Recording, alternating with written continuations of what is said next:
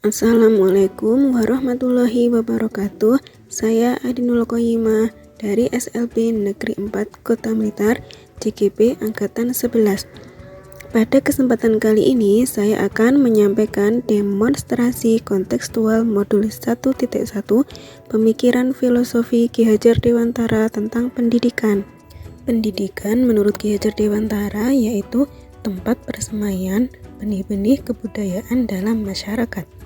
Tujuan pendidikan menurut Ki Hajar Dewantara yaitu menuntun segala kodrat yang ada pada anak-anak agar mereka dapat mencapai keselamatan dan kebahagiaan yang setinggi-tingginya baik sebagai manusia maupun sebagai anggota masyarakat. Perumpamaan proses pendidikan menurut Ki Hajar Dewantara. Dalam menuntun laku dan pertumbuhan kodrat anak, Ki Hajar Dewantara mengibaratkan peran pendidik seperti seorang petani. Anak-anak itu seperti biji tumbuhan yang disemai dan ditanam oleh Pak Tani di lahan yang telah disediakan. Seperti halnya bila biji jagung ditempatkan di tanah yang subur dengan mendapatkan sinar matahari dan pengairan yang baik, maka meskipun biji jagung adalah bibit jagung yang kurang baik, dapat tumbuh dengan baik karena perhatian dan perawatan dari Pak Tani. Kontekstualisasi dalam proses pembelajaran. Yang pertama, pendidik harus berpihak atau mengamba pada murid. Yang kedua, pendidik harus menuntun murid sesuai kodratnya, yaitu kodrat alam dan kodrat zaman. Yang ketiga, pendidik harus memahami karakter setiap murid. Yang keempat, pendidik harus memahami tujuan pembelajaran. Seperti semboyan Ki Hajar Dewantara yaitu ing ngarsa sung tulodo ing matiya mangunkarsa tutwuri handayani, maka kita sebagai seorang pendidik harus mampu berperan seperti semboyan tersebut. Adapun kontekstualisasi dalam proses pembelajaran yaitu yang pertama, memberikan contoh yang baik seperti halnya memberikan contoh untuk mengucapkan salam dan salim ketika bertemu guru. Yang kedua, memberikan semangat pada murid, seperti halnya selalu memotivasi murid untuk selalu semangat dalam belajar. Yang ketiga, memberikan dorongan agar murid bisa mandiri, seperti halnya membantu murid belajar bina diri. Misalnya, seperti pada anak berkebutuhan khusus tunagrahita belajar dan berlatih mengancingkan baju sendiri.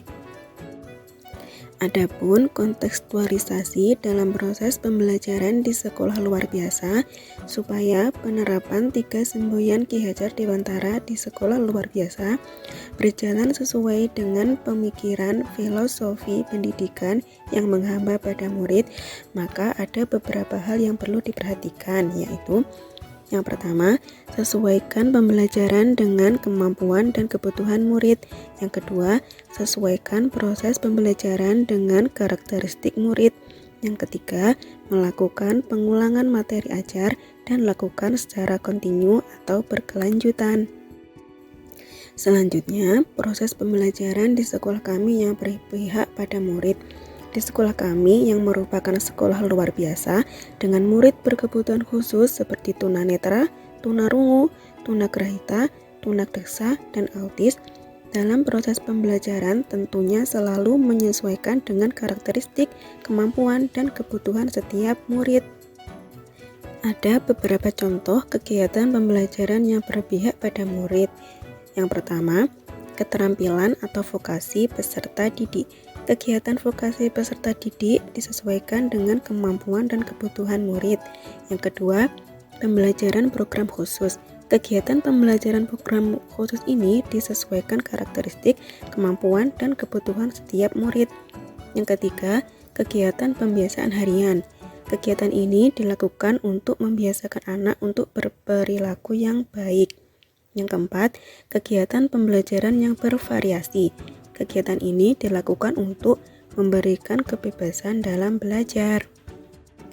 Contoh kegiatan keterampilan atau vokasi di sekolah kami, yang pertama ada menyanyi, yang kedua meronce, ketiga tatap muka, dan keempat menari.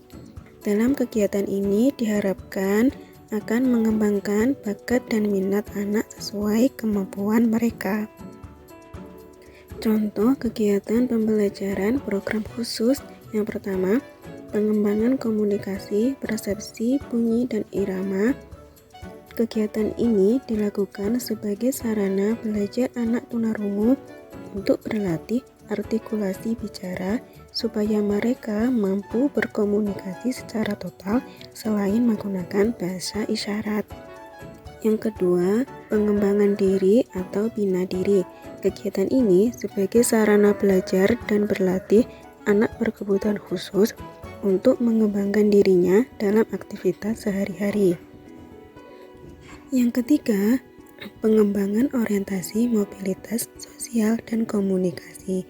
Kegiatan ini sebagai sarana belajar dan berlatih anak tunanetra dalam memahami kondisi jalan menggunakan tongkat sehingga mereka mampu beraktivitas secara mandiri. Contoh kegiatan pembiasaan yang pertama, pembiasaan senyum, salam, sapa. Kegiatan ini untuk mencontohkan murid untuk berperilaku sopan dan santun. Yang kedua, kegiatan sholat duha berjamaah. Kegiatan ini untuk mencontohkan murid untuk berperilaku religius. Yang ketiga, kegiatan literasi. Kegiatan ini untuk mencontohkan dan mendorong murid agar selalu belajar membaca dengan senang. Contoh kegiatan pembelajaran yang bervariasi. Yang pertama, bermain sambil belajar. Kegiatan ini dilakukan supaya anak selalu senang dalam belajar, di mana kegiatan tersebut juga termasuk bermain. Yang kedua, belajar di luar sekolah. Kegiatan ini untuk membuka cakrawala pengetahuan anak bahwa dunia itu luas dan sekaligus memberi penguatan tentang pembelajaran yang dilakukan di kelas. Yang ketiga, belajar secara kontekstual.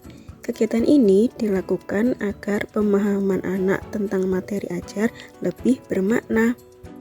Proses pembelajaran yang berpusat pada anak tentunya memiliki beberapa tantangan, yakni tantangan dari guru, yaitu kemampuan guru yang belum sepenuhnya memahami pemikiran filosofi pendidikan Ki Hajar Dewantara dalam merancang atau menyusun perencanaan pembelajaran itu harus berpihak pada murid.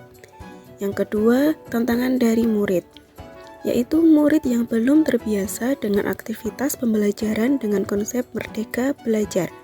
Yang ketiga, tantangan dari orang tua murid. Orang tua murid yang kurang kooperatif terhadap proses pembelajaran anak di sekolah. Dari tantangan-tantangan tersebut, ada pun beberapa solusi yang dapat dilakukan, yaitu pengembangan diri guru.